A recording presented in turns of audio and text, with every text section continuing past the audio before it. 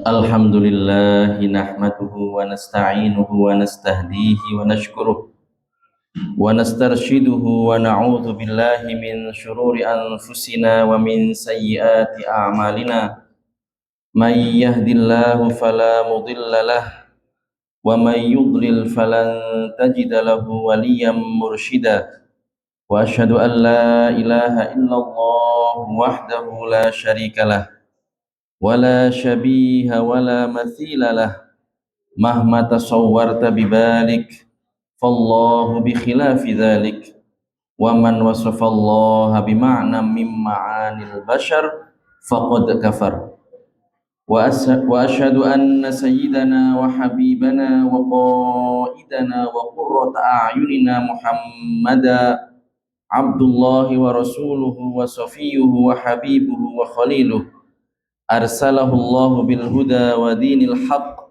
هاديا ومبشرا ونذيرا وداعيا إلى الله بإذنه وسراجا منيرا اللهم صل وسلم على سيدنا محمد وعلى آل سيدنا محمد وعلى آله وصحبه الطيبين الطاهرين ومن تبعهم بإحسان إلى يوم الدين أما بعد عباد الله فأوصي نفسي وإياكم بتقوى الله العظيم فاتقوا الله رب العالمين يقول الله تعالى في القرآن الكريم لقد كان في يوسف وإخوته آيات للسائلين.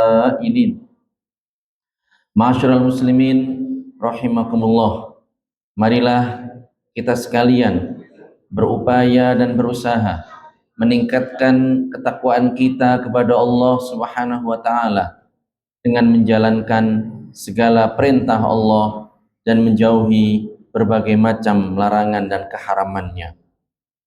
Ma'asyiral muslimin rahimakumullah, pembahasan kita pada siang hari ini adalah tentang salah satu sisi kehidupan Nabi yang agung di antara para nabi Allah yang mulia, yaitu Sayyidina Yusuf alaihi salam. Beliau merupakan salah seorang nabi yang paling terkenal di antara para nabi dari kalangan Bani Israel, dan tentunya kisahnya disebutkan di dalam Al-Quran. Dan pada kesempatan kali ini kita akan memperingatkan dan mengingatkan tentang kesucian dan kebersihan Nabi Yusuf alaihissalam dari perkara terkeji yang ditudingkan kepadanya. Ma'asyiral muslimin rahimakumullah, sungguh semua para nabi tanpa terkecuali keadaannya adalah seperti yang disebutkan oleh Allah Subhanahu wa taala di dalam Al-Qur'an. Allah Subhanahu wa taala berfirman, "Wa kullan faddalna 'alal 'alamin." Dan tiap-tiap mereka para nabi kami lebihkan, kami muliakan daripada umat seluruh alam. Oleh karenanya, perkara-perkara tidak layak, perkara-perkara yang keji dan rendah tentu tidak mungkin terjadi pada para nabi tersebut. Nabi Yusuf alaihissalam adalah seorang nabi yang sangat tampan dan rupawan. Ketika menginjak muda dan Nabi Yusuf alaihissalam tinggal di rumah salah seorang pejabat dari menteri kerajaan Mesir, istri menteri tersebut sangat menyukainya. Ia juga adalah seorang yang sangat cantik, muda, dan juga dari kalangan keluarga yang memiliki jabatan yang tinggi. Lantas perempuan ini ingin melakukan perbuatan keji, yaitu berzina dan melakukan tipu muslihat agar bisa berduaan dengan Nabi Yusuf alaihissalam. Lalu perempuan ini menutup pintu-pintu, berhias, kemudian memakai pakaian yang mewah dan indah, dan ia mengajak Nabi Yusuf tanpa malu untuk berzina dengannya. Namun Nabi Yusuf alaihissalam tentu tidak mau dan menolak dengan tolakan yang keras dan tegas. Ia berlindung kepada Allah dari melakukan perbuatan dosa dan keji tersebut, sebagaimana hal itu disebutkan di dalam Al-Quran, وَرَوَدَتْهُ الَّتِي هُوَ فِي بَيْتِهَا عَنْ نَفْسِهِ wa ghallaqatil abwab wa qalat haytalak qala ma'adzallah. Perempuan yang dia Nabi Yusuf tinggal di rumahnya menggodanya, dia menutup rapat semua pintu lalu berkata, marilah mendekat kepadaku. Dan Nabi Yusuf berkata, aku berlindung kepada Allah. Perempuan itu bersikeras untuk melakukan perzinaan, maka Nabi Yusuf berbalik badan dan perempuan tersebut memegang pakaian Nabi Yusuf dari arah belakang sehingga sobek bajunya. Nabi Yusuf lalu berlari ke pintu dan perempuan itu mengejarnya. Pada detik itu sampailah suaminya di tempat tersebut, maka perempuan itu berdusta dan menisbatkan kepada Nabi Yusuf bahwa ialah yang berupaya menggoda dan mengajaknya untuk berbuat serong. Allah Subhanahu wa taala berfirman, wastabaqal baba wa qaddat qamisahu min dubur wa alfa ya sayyidaha ladal bab qalat ma jazaa'u man arada bi ahlika su'an illa ay yusjana aw 'adzabun alim qala hiya rawadatni an nafsi wa syahida syahidum min ahliha in kana qamisuhu qudda min qubul fasadaqat wa huwa minal kadhibin wa in kana qamisuhu qudda min dubur fakadzabat wa huwa minas shadiqin.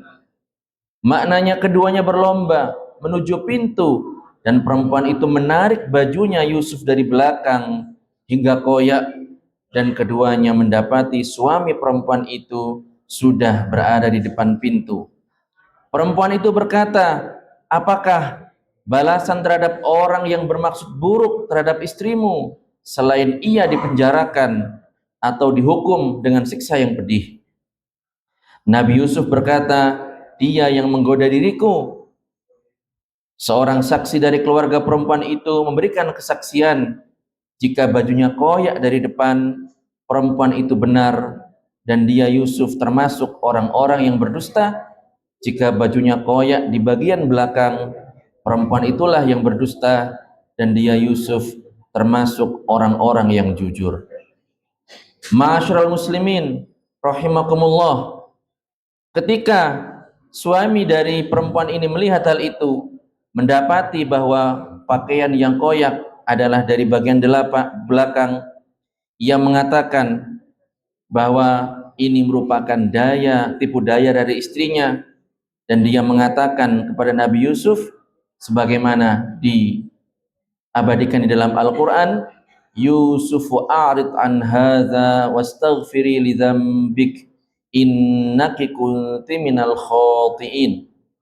Wahai Yusuf, lupakanlah hal ini, dan wahai istriku, mohonlah ampunan atas dosamu karena sesungguhnya engkau termasuk orang-orang yang bersalah.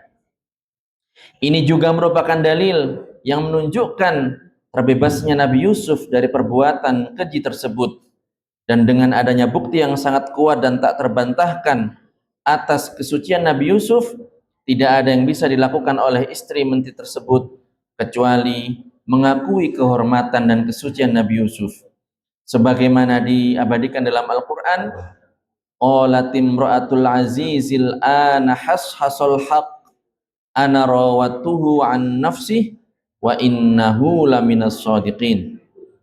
Istri menteri itu berkata, sekarang jelaslah kebenaran itu, akulah yang menggodanya dan sesungguhnya dia termasuk orang-orang yang benar lagi jujur.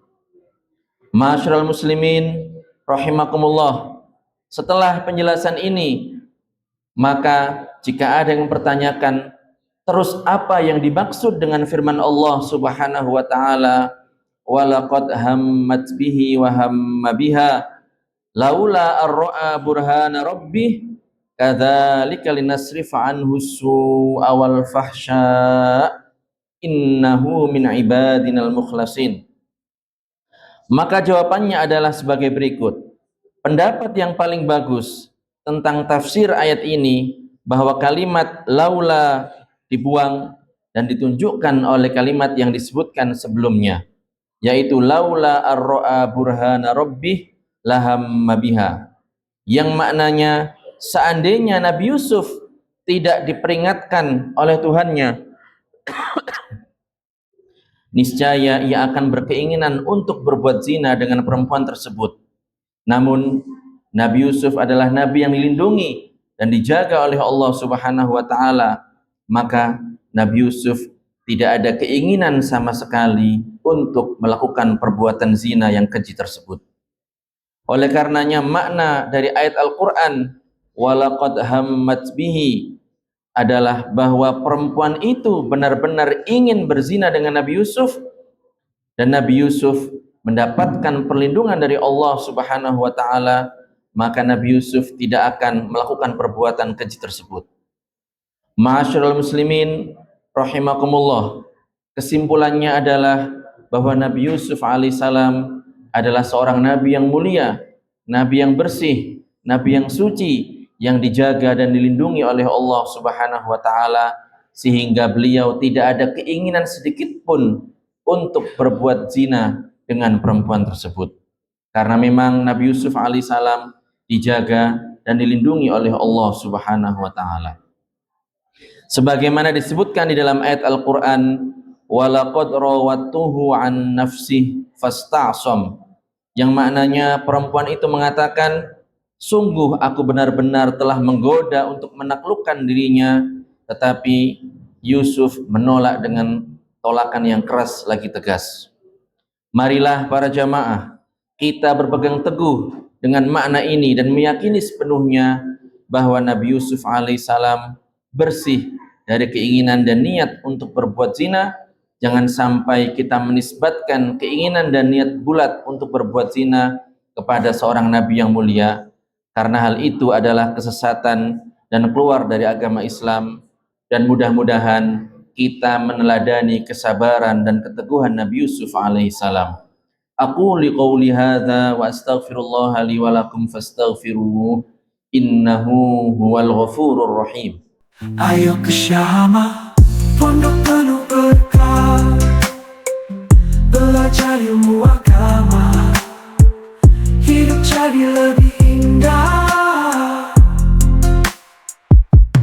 Kitab suci dipelajari, hadis Nabi dimengerti, guru bijak dan sabar hati, di sini kita akan meniti.